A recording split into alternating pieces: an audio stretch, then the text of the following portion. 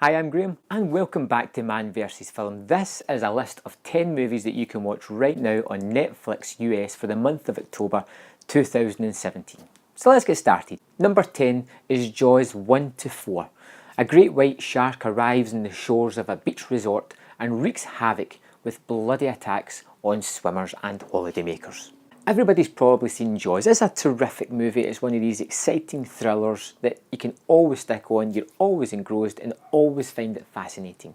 But have you seen parts 2, 3 and 4?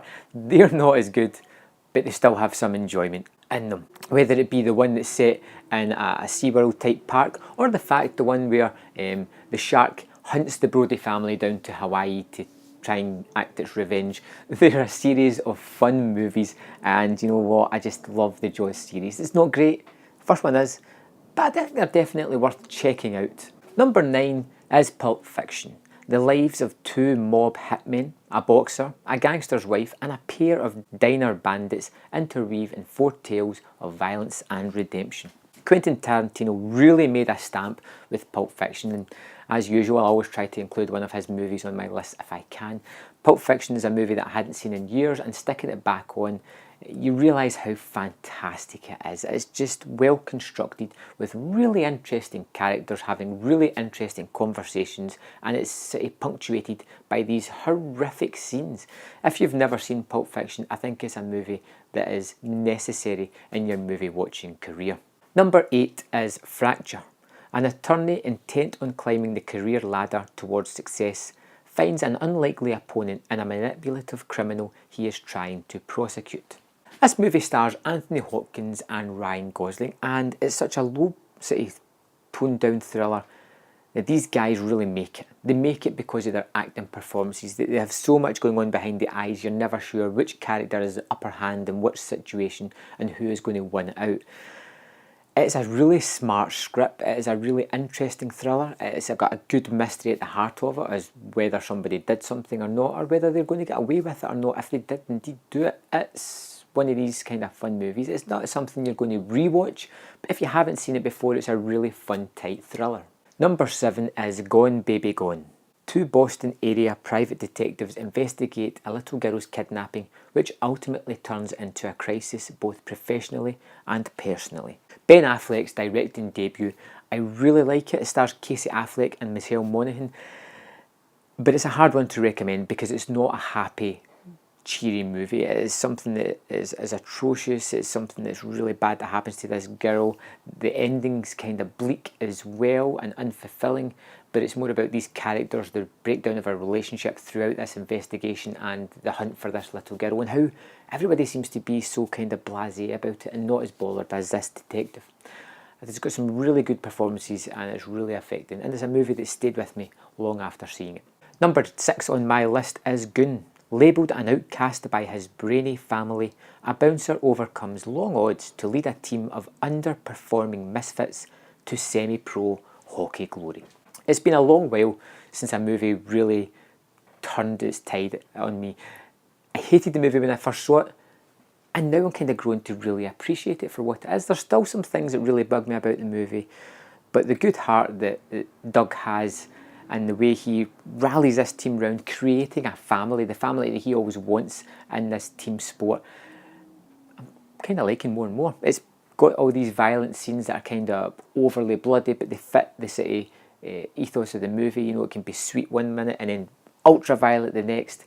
I think Sean William Scott does a terrific performance as Doug, and I think it's just, you know, a really enjoyable fun comedy. Number 5 is Shooter. A marksman living in exile is coaxed back into action after learning of a plot to kill the president and is ultimately double-crossed and framed. Directed by Anton Fuqua and starring Mark Wahlberg, this is one of these movies that I just love. I can't put my finger on why I love it.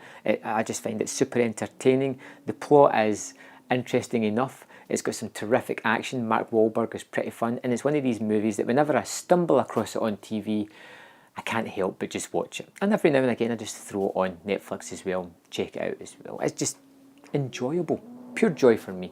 I know there's a Shooter TV series, so if anybody has seen that and thinks it's worth checking out, let me know in the comments and I maybe give it a go. Number 4 is The Hippopotamus. Disgraced poet Ted Wallace is summoned to his friend's country manor to investigate a series of unexplained miracles. Based on the novel by Stephen Fry, this movie about an upper-class poet who is struggling with his career and is asked to sort of investigate these miracles. I won't tell you what the miracles are, but let's be said that Ted is an extremely cynical character. He's also an alcoholic. He's also extremely blunt and doesn't mince his words, which makes it for some awkward, extremely funny moments, as these characters are quite often offended by Ted's language and antics. It's not a movie you're going to go back to again and again, but it's got an interesting plot if you can give it the time to get into it, and it is a little abrasive at first, but give it time and it's ultimately rewarding with a rather dark answer to the mystery, which I still think is hilarious. Number 3 is Little Evil. Gary has just married Samantha, the woman of his dreams, but he soon discovers that her 6-year-old son may be the Antichrist.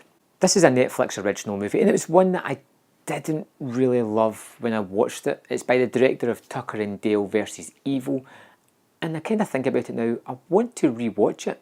It has lots of shots that homages typical horror movies. It has that love and passion for horror movies, but it's very much steeped in comedy. Some of it hits, most of it doesn't for me, but it's bonus points for having Clancy Brown in one of the main roles. I think that guy is terrific. I'm quite curious about watching this movie again. It stars Adam Scott and Evangeline Lilly as Gary and Samantha, and it has a host of side characters who I didn't really like at first, but like I said, I want to rewatch this movie. I want to experience them again. I want to see if I can get a little bit more out. Now I know that the tone that the movie was actually aiming for.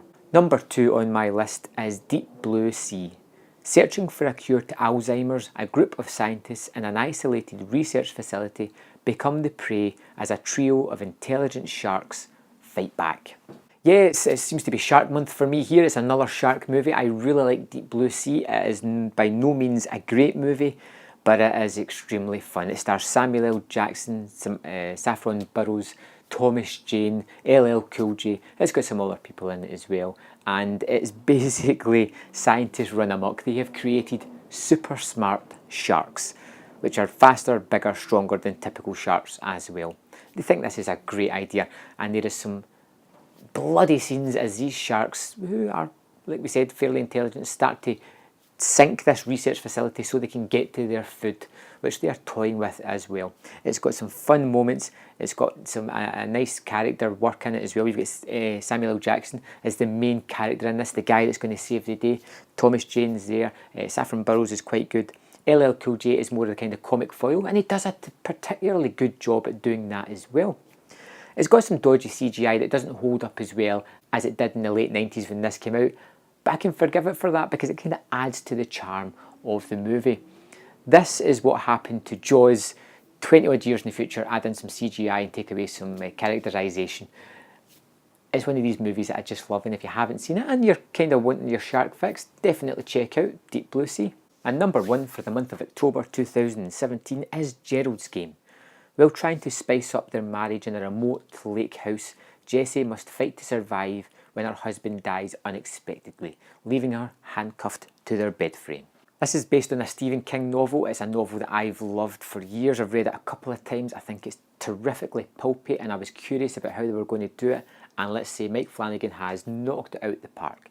You have Bruce Greenwood as the husband and Carla Gugino as Jessie, the woman tied to the bed. And very early on, very quickly, they get to the situation. She is strapped to the bed. She can't move. Her husband dies and she's stuck there. And the movie still has another 90 minutes to go. And it's interspersed with her husband talking to her in her imagination, a second version of her having conversations with herself about how to get out of this situation she's in. There is a dog there who is starting to devour her husband's corpse.